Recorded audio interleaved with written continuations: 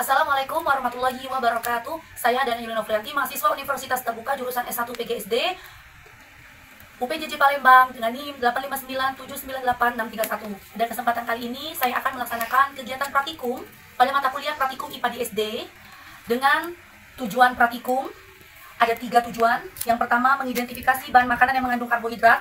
Yang kedua, mengidentifikasi bahan-bahan makanan yang mengandung lemak. Dan yang ketiga adalah mengidentifikasi bahan-bahan makanan yang mengandung protein. Baik, untuk tujuan yang pertama, yaitu mengamati dan mengidentifikasi bahan makanan yang mengandung karbohidrat. Adapun alat dan bahan yang digunakan, tentu saya menggunakan modul mata kuliah praktikum IPA di SD dari Universitas Terbuka, alat tulis, dan juga telah menyiapkan lembar pengamatan.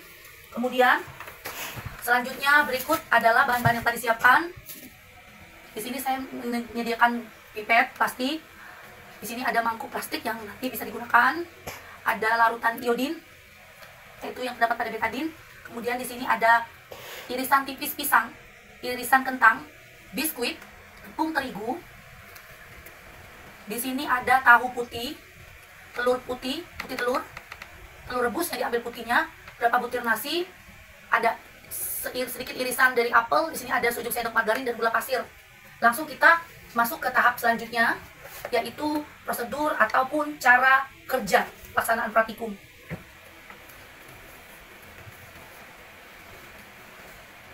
Yang pertama, siapkan lembar pengamatan. Kemudian mari kita tetesi bahan-bahan ini dengan larutan iodin. Jikalau bahan-bahan tersebut setelah dicampurkan itu terlihat tampak perubahan warna, maka apalagi warnanya sampai ke ungu, kebiru-biruan, kehitam-hitaman, maka bisa dipastikan bahan makanan tersebut mengandung karbohidrat. Mari kita mulai dengan pisang. Sebelum diberi iodin, warnanya kuning pisang. Mari kita amati setelah diberi iodin.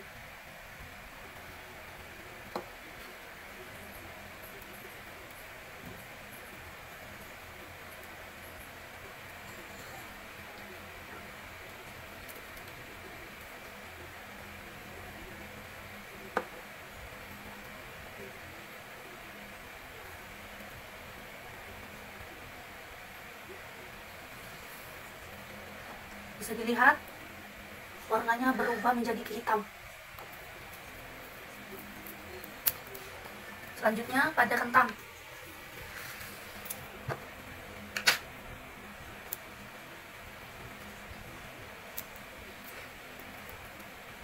Warnanya berubah hitam. Oke. Selanjutnya biskuit.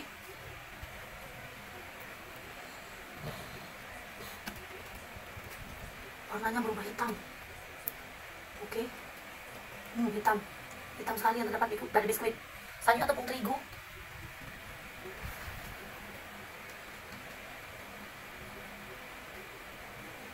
Terlihat hitam sekali. Ada iodin, larutan iodin yang berubah hitam. Selanjutnya kita pada tahu putih.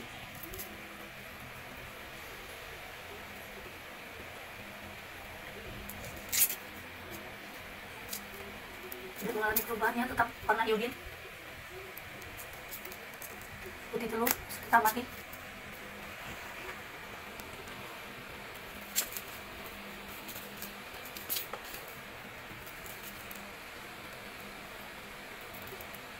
Tidak mengalami perubahan.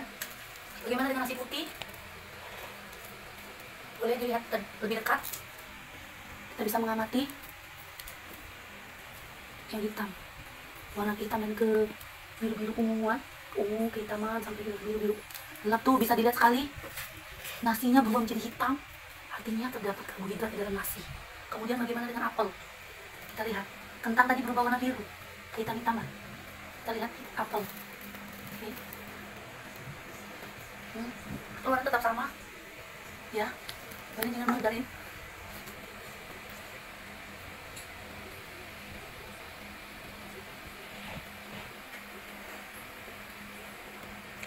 Biasa ya, warna tidak berubah. Selanjutnya dengan gula pasir, bukan gula merah, gula pasir. Oke, ini dipastikan tidak ada campuran bahan lain.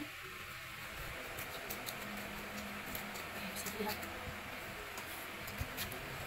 Mari kita catat. Dari pengamatan Hasil identifikasi bahwa pisang berubah warna menjadi hitam. Hitam, karbo.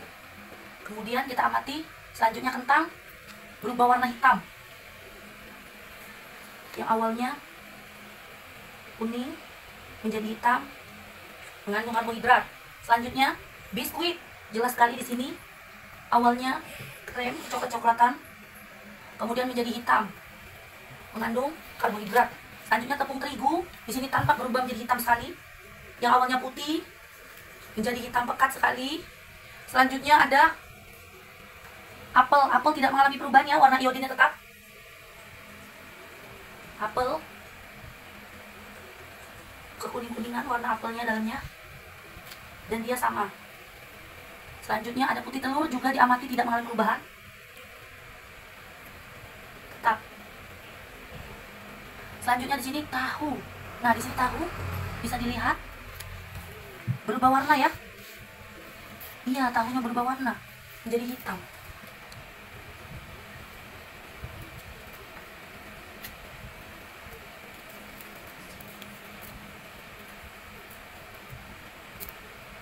Putih telur rebus.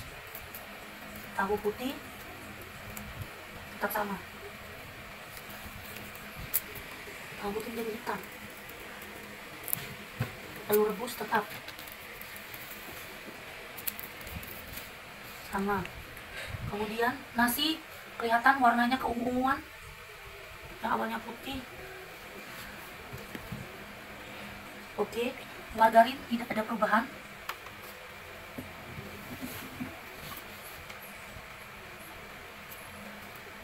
Air gula pasir juga tidak mengalami perubahan ya. Baik, setelah pengamatan ini, nanti dalam bentuk laporan secara rinci dan lengkap akan dibuat laporan terkait hasil identifikasi. Namun dari yang tampak pada saat ini setelah pengamatan atau identifikasi, dari 10 bahan ini terdapat ada 6 yang mengandung karbohidrat dan 6 tidak. Yang mengandung karbohidrat yaitu pisang, kentang, biskuit, terigu, nasi, dan di sini terdapat perubahan adalah tahu putih, berubah warna menjadi hitam. Sementara yang tidak mengandung karbohidrat ada apel, putih telur, margarin, dan juga gula pasir. Sekian untuk pengamatan praktikum yang pertama, uji karbohidrat terhadap bahan makanan.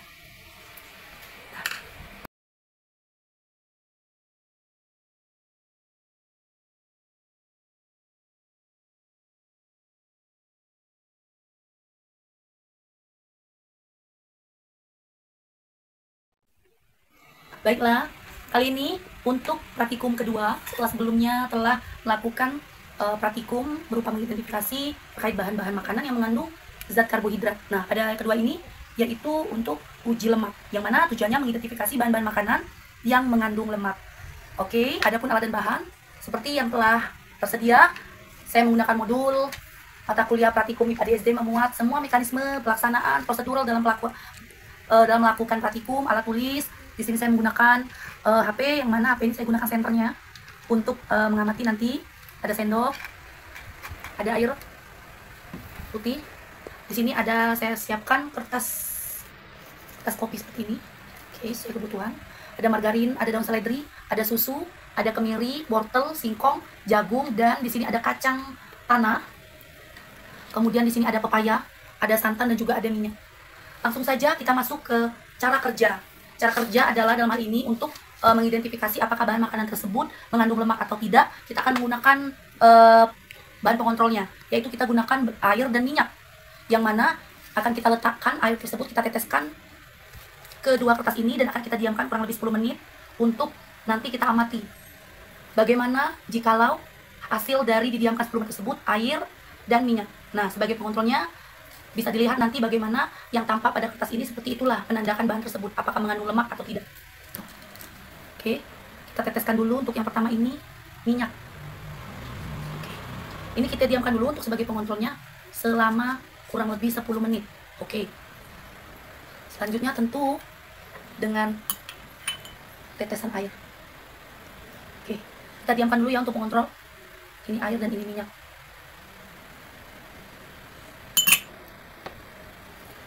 Minyak. Kita bisa juga lihat stopwatch di sini, kurang lebih 10 menit. Dan ini air. Kita bisa amati. Selanjutnya, sembari kita menunggu, sekaligus langsung saja tentunya kita melakukan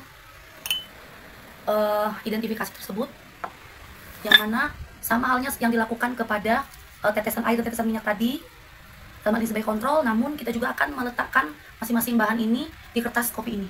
Ya, nanti kita diamkan 10 menit juga. Kita mulai dulu dengan biji jagung. Oke. Kita bisa beri gilasan-gilasan. Oke. Oke. Baik, kita letakkan kembali ya. Ini jagung. Kemudian kita juga beri untuk yang kacang tanah. Kita rembukan dulu hingga ada bagian dalamnya.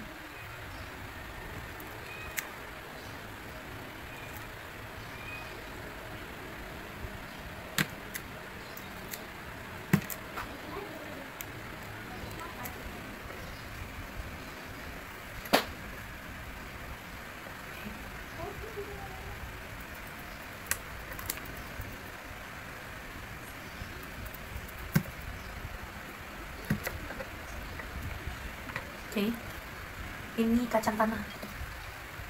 Selanjutnya pepaya.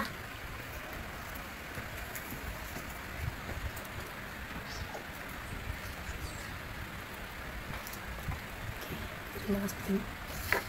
Kemudian santan juga. Kita tes. Pastikan tidak ada campuran air.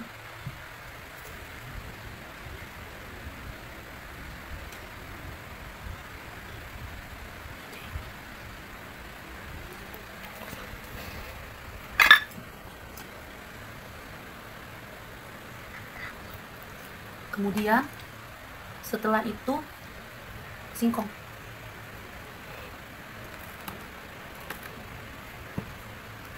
Oke. Kemudian juga wortel.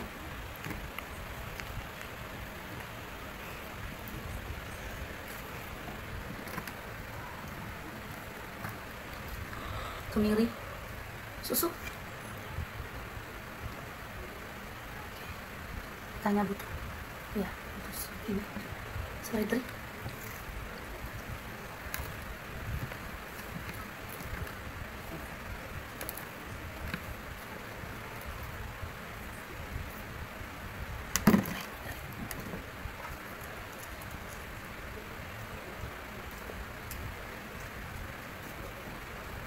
Margarin ya.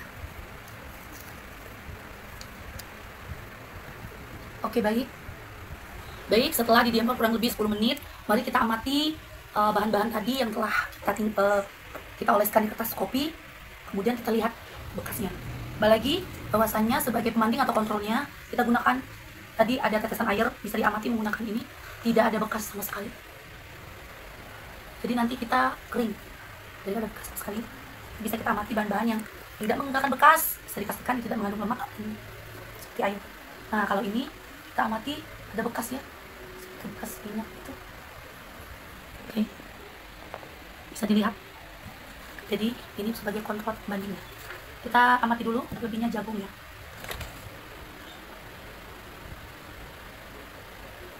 Jadi kita bisa tentukan apakah meninggalkan noda minyak atau tidak.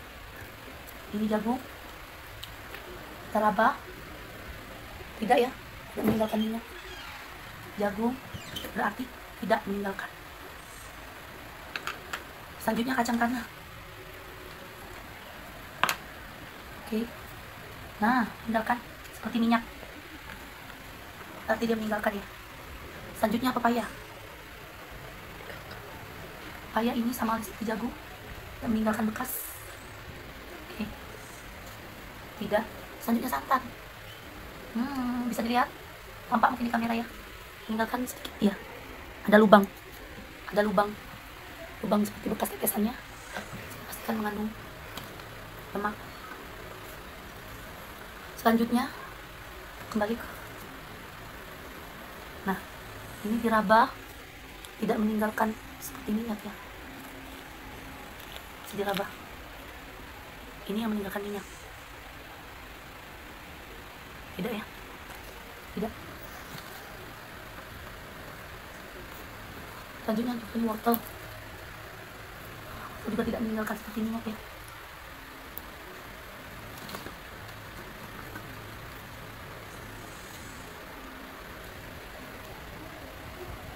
Kemiri. Nah, ini mengandung ini kemiri.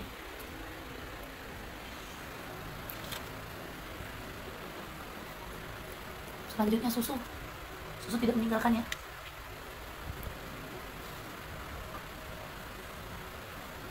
Seledri. Tidak ya. Dan ini adalah margarin. Meninggalkan lubang sama seperti minyak, bisa digunakan sebagai pembanding. Tuh sama. Jadi bisa dipastikan margarin mengandung lemak. Jadi dari hasil identifikasi ditemukan 4 bahan yang memiliki sama meninggalkan jejak atau bekas seperti minyak, yaitu kacang tanah, santan, kemiri, dan juga margarin.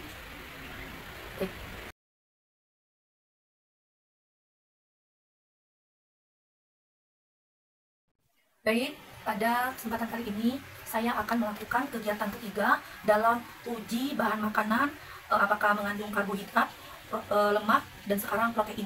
Yang mana tujuannya mengidentifikasi bahan-bahan makanan yang mengandung protein. Adapun alat dan bahan yang digunakan pada praktikum kali ini yaitu saya gunakan lilin, ada korek api, bulu ayam kampung, sendok dan garpu, tentu modul praktikum IPA di SD saya gunakan. Alat tulis untuk mencatat hasil identifikasi dan pengamatan. Kemudian, adapun bahan-bahan yang akan diamati yaitu daun seledri, terigu, daging ayam, roti, kangkung, putih telur, gula pasir, dan tempe. Selanjutnya masuk ke cara kerja, yang mana nanti akan saya hidupkan dulu lilin.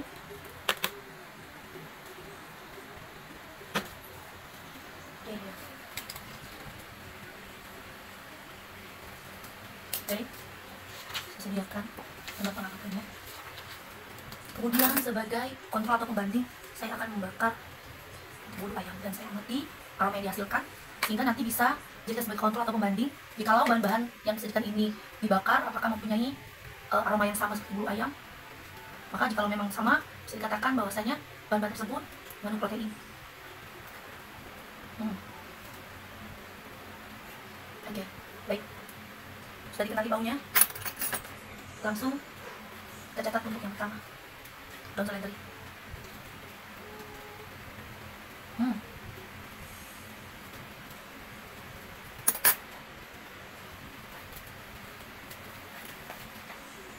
Baunya hampir sama dengan bulu ayam yang dibakar tadi ya. Oke, baik. Yang pertama daun seledri, ya mengandung protein. Selanjutnya tepung terigu.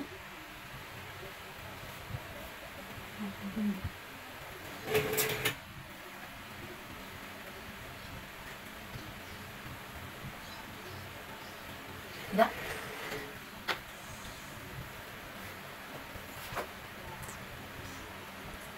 Ya.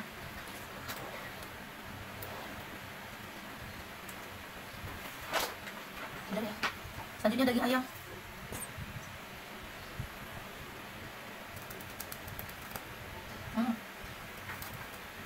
Baunya seperti bulu ayam. Ya. Selanjutnya roti.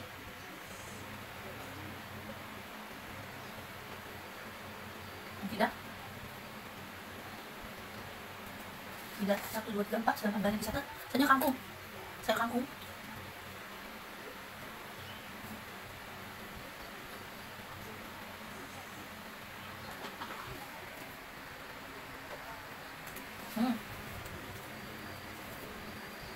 Aromanya sedikit menyerupai daun seledri dibakar tadi.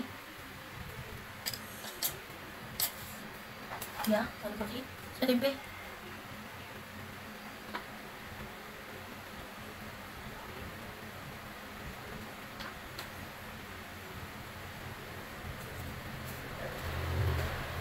Ya.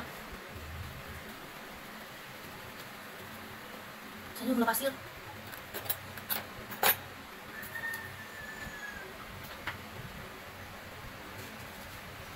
Oke. Udah.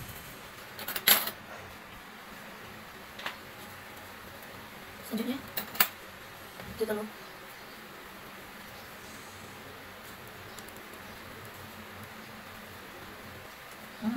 Baunya seperti bulu ayam. Ini bakal. Oke.